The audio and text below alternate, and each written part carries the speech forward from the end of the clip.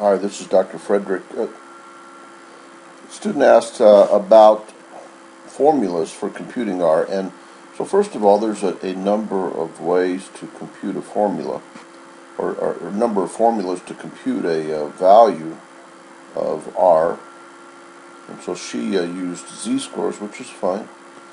A computational formula says take the data that you have and then just use them to get the value. It's not a theoretical formula in which you can generally see why. You can see, in a theoretical formula, you can generally see clearly why something works out to be true. And a computational formula says, look, here's how you get the same answer as the theoretical formula, but you can use it with the data that you possess. So if you possess the x and y values for individuals in a study, height and weight. You have height and weight for each individual. Then you can very easily do the computational. You can do the computations that are required to get that R value. I myself would just put them in Excel and let Excel tell me what the correlation is. But as the teaching of statistics goes, people still refer back to the formulas. Theoretical formulas are better now because you can clearly understand what's going on. Excuse me, but nobody does hand calculations anymore. So the computational formulas really aren't that helpful. Nevertheless, we are talking about them, and a student says, how can I understand them? So you can get three values here in which you get here would be like the standard deviation of the, let's open that up. This would be the standard deviation of the x values, this S sub x.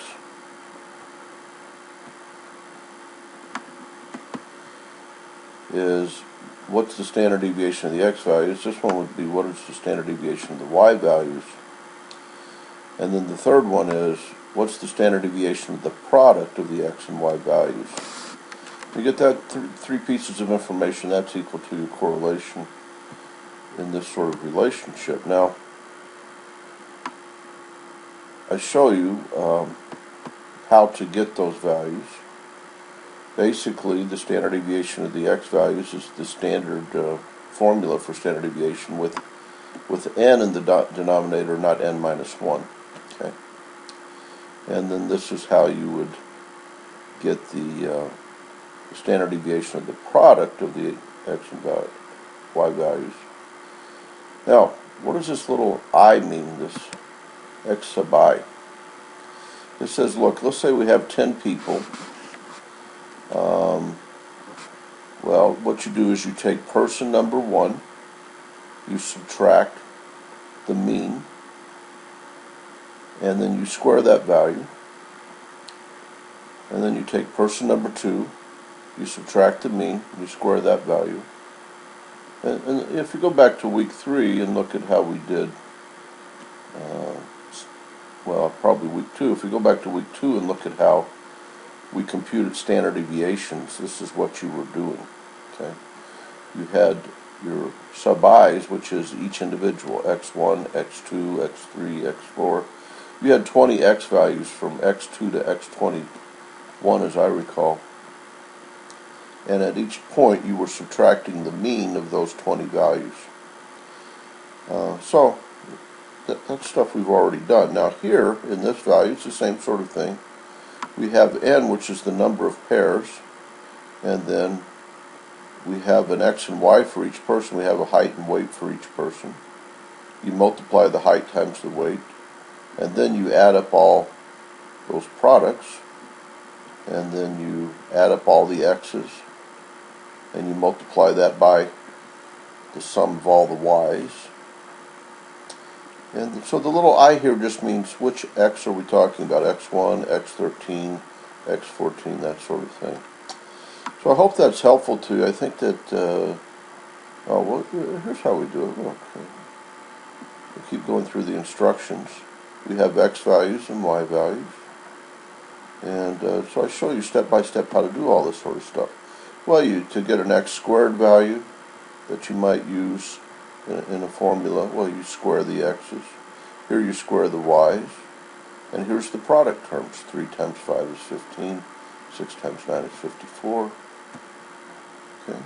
And then you start getting all of these terms. Now, if the mean of the x values is 5.67, then x sub I minus the mean is x1. 3 minus the mean, 5.67, is negative 2.67. X sub I for 2 is x2, which is 6, minus that value is 0.33. And then we sum them up here. We haven't squared them, but you could make a column for squaring them. If you square this value, which is what we did in this formula here, you get this value, then square them, and then add them up. You get this value. If you add these up, you're just going to get 0. Okay? The sum of the deviations is 0. The sum of the squared deviations is almost never 0. Okay? So then I show you how to put the formulas together. Here's how you get for example, the standard deviation of the product term. And then I show you, okay, here's 1.89. And then you take your standard deviation for x, you multiply it by your standard deviation for y, and then you divide that into the standard deviation for the error term, and you get this value, 0.54. Now, you can do all of this stuff in Excel. You just put your x and y values in there, and bingo. You're gonna get that value, 0.54, immediately instead of doing all that work. Here's a different way to do it. I'll show you here. You had 6 pairs, 6 times the sum of the products. And those are values that I've made for you up here, and you should be able to see. All right, so 255 is the sum of the product terms right there. We come down and substitute.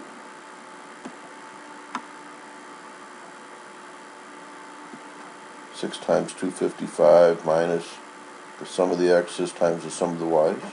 Okay. And 6 times 255 is 1530. 34 times 43 is 1462. Subtract that, get 68. Come down here, do your other work. We added up the squared values of x for this reason. Multiply that times 6. Subtract that, 34 squared. Come over here and do this work. 6 times the sum of the y squareds. And then the sum of the y's, which are then squared. You do that work in here, comes out to this, 0.54. There are many, many ways to do it. Okay. And here you can just use a scattergram. You show the linear relationship between your x's and y's. And this value, r squared, tells you how the change in x can predict the change in y. You take the square root of that value, you're going to get 0.54. So there's many, many ways to get to this value, which was the point of the little lecture I made here for you. Okay, and then it just says, okay, you do the same thing that I just did. You get all these terms, and then you do the computations. But you check your work with Excel. Okay, I hope that's helpful to you. If it's not, just ask another question.